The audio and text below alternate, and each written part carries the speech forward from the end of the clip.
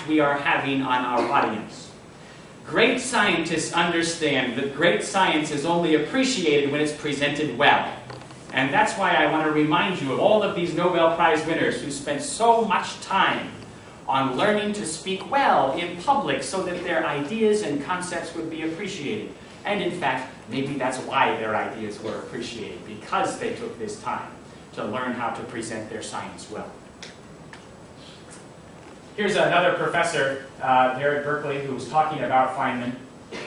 But even when he thought he was explaining things to freshmen and sophomores, it was not always really they who benefited most from what he was doing. It was more often us, scientists, physicists, and professors, who would be the main beneficiaries of his magnificent achievement, which was nothing less than to see all of physics with fresh eyes. Lots of other scientists and teachers watched his lectures. Oppenheimer is another great example of a scientific presenter, because Oppenheimer, again, the atomic bomb, right? 3 times nominated for the Nobel Prize. Oppenheimer, in his early career, was a terrible, terrible speaker. When he first began teaching at Berkeley in 29, he had 60 students join his class, and at the end of the semester, only 1 survived. Only 1 was still in his class. He was just an awful speaker. He didn't seem to be able to communicate well or his research well. But the special thing about Oppenheimer is that he went ahead and he tried very hard to learn his presentation skill. Here's his friend talking about him and his development of his speaking. He said, desperately eager to reach his students, his sensitivity sharpened by his own past difficulties, Oppenheimer made it a point to pay as much attention to the trouble of his charges as to the intricacies of his subject. His language evolved into an oddly eloquent mix of erudite phrases and pithy slang, and he learned to exploit the extraordinary talent for elucidating complex technical matters. He would take his very technical issue and he would use the very common language to explain it. He could explain it very simply. He didn't use the big vocabulary, and that was his power. That was his strength. That was his special ability. The result of his practice, later students found him the most stimulating lecturer they had experienced. He became extremely popular as a result of his changing his style and structure. Here's a Nobel Prize winner about Oppenheimer. Oppenheimer was Hans Bethes' teacher.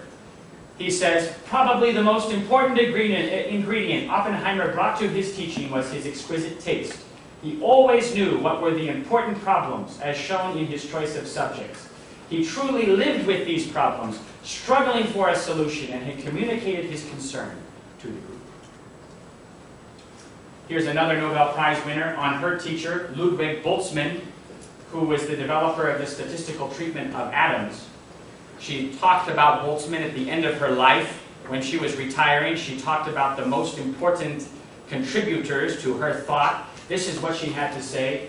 Boltzmann had no inhibitions whatsoever about showing his enthusiasm when he spoke, and this naturally carried his listeners along. He was fond of introducing remarks of an entirely personal character, so he would introduce personal things about himself into his lecture. I particularly remember how, in describing the kinetic theory of gases, he told us how much difficulty and opposition he had encountered because he had been convinced of the real existence of atoms, and how he had been attacked from the philosophical side without always understanding what the philosophers had against him. She remembers the story that Boltzmann told him. Here's another, she says, Boltzmann was the most beautiful and stimulating thing I had ever heard. He was so enthusiastic about everything he taught us that one left every lecture with the feeling of a completely new and wonderful world had been revealed. I already told you here about Eve Curie and her mother. This is her quote about her mother's continual shyness and how she was never able to get over it. Well, that's an introduction to researchers who have taken presentations seriously. Let's get practical for a moment. I want to introduce to you 10 ways that you can gain more confidence, like Boltzmann, for your next conference presentation. And these have worked very well for my students. They've worked well for me. and I want to share them with you again as well. First, expect to be nervous. In fact, a little nervousness is good. If you have absolutely no nervousness, then you have no energy. So a bit of nervousness can help actually make you a better speaker, as long as it doesn't overcome you, doesn't overpower you. Second, prepare. And when I say prepare, I mean don't write down every word that you're going to say and read it 500 times and put it in your mind exactly memorized. That is the recipe for disaster. Recipe for disaster. You know why? Because you have the whole thing in your mind, and what happens when you forget one word? It's all gone. It disappears. What happens when someone raises their hand? Question. All gone. You don't have a way to bring it back. It's not safe. Have an outline. An outline are simple words, maybe letters, phrases that you can look at in an emergency and memorize the outline, 5 points, 6 points. And then have an example for each point or have key points under that. But keep those in your mind. Don't depend on a memorized speech. Also, it wastes a lot of time to write that kind of speech because you are wasting more time reading the speech than preparing the content for the speech. And it's not sustainable. You can't do this every time. You don't have time every time to memorize, especially a longer speech. Practice. Every chance you get, practice. And the example I like to give here is our American President, Abraham Lincoln.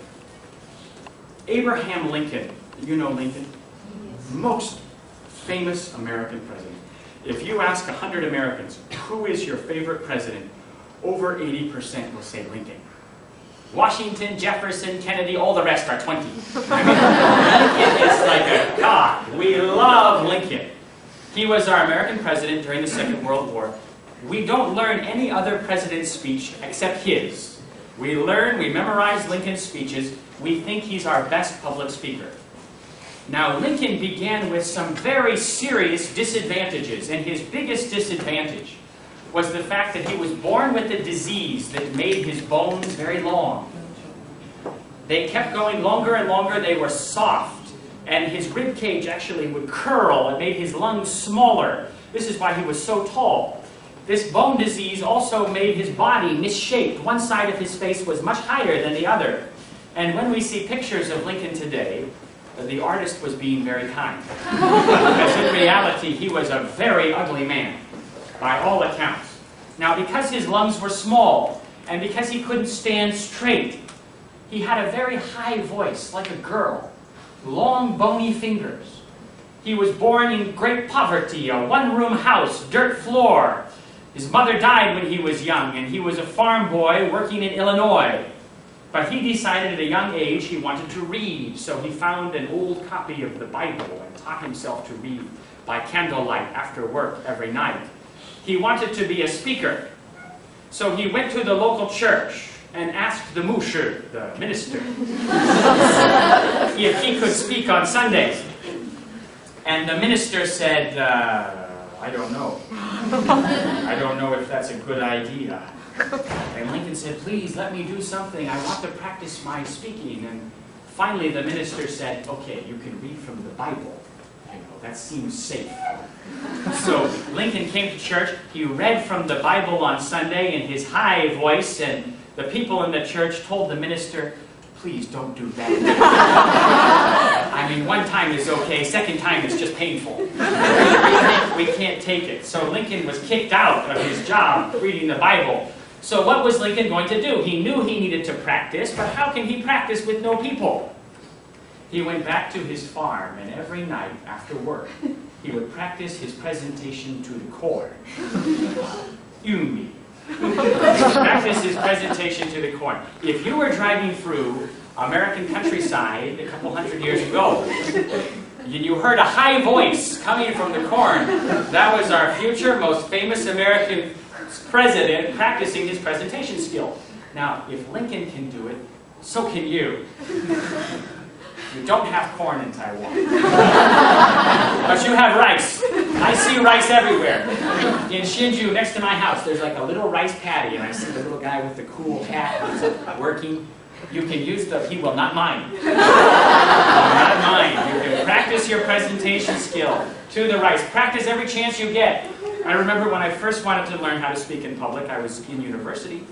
And every time the teacher would ask a question, I would force myself to raise my hand, even if I didn't know the answer, to practice my speaking. If the teacher wanted to volunteer to talk, I would volunteer.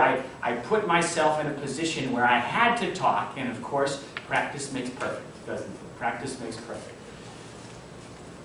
Breathe from your stomach here, not from your throat.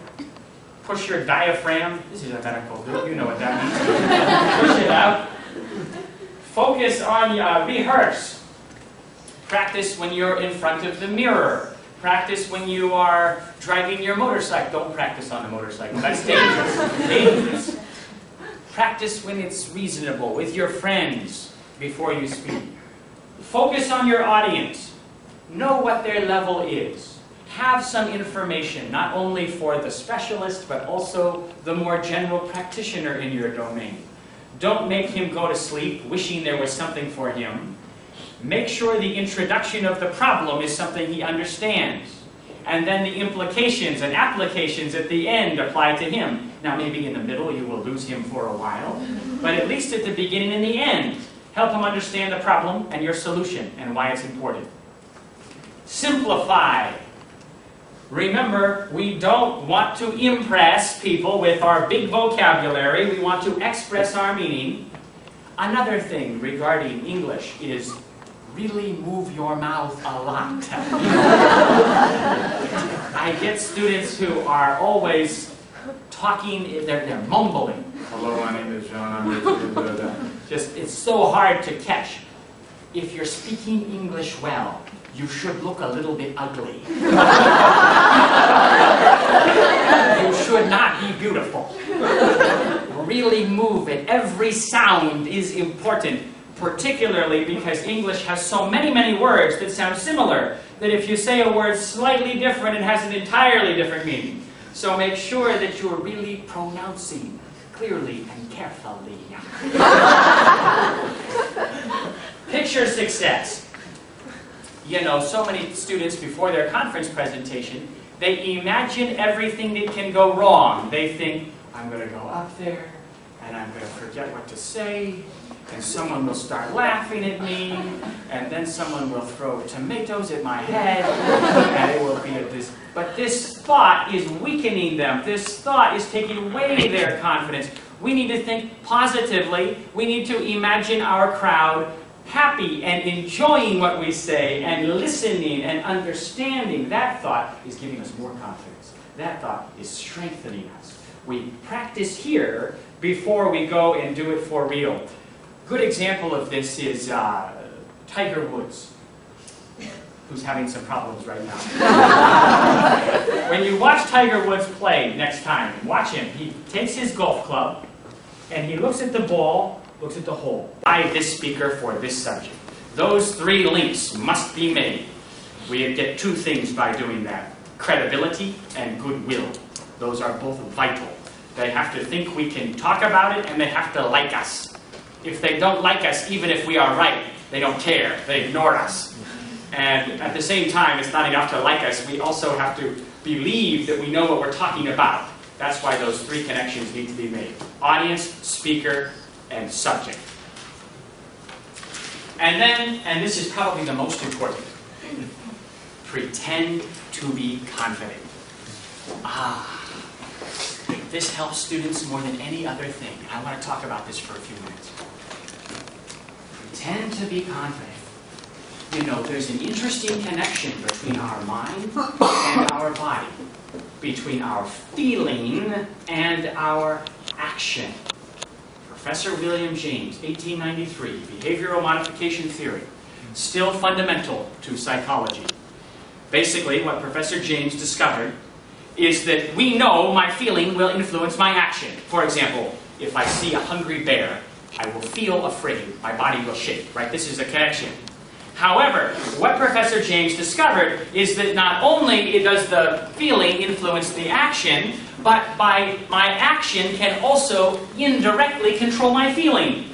By controlling my action, I can change my feeling to match. We can pretend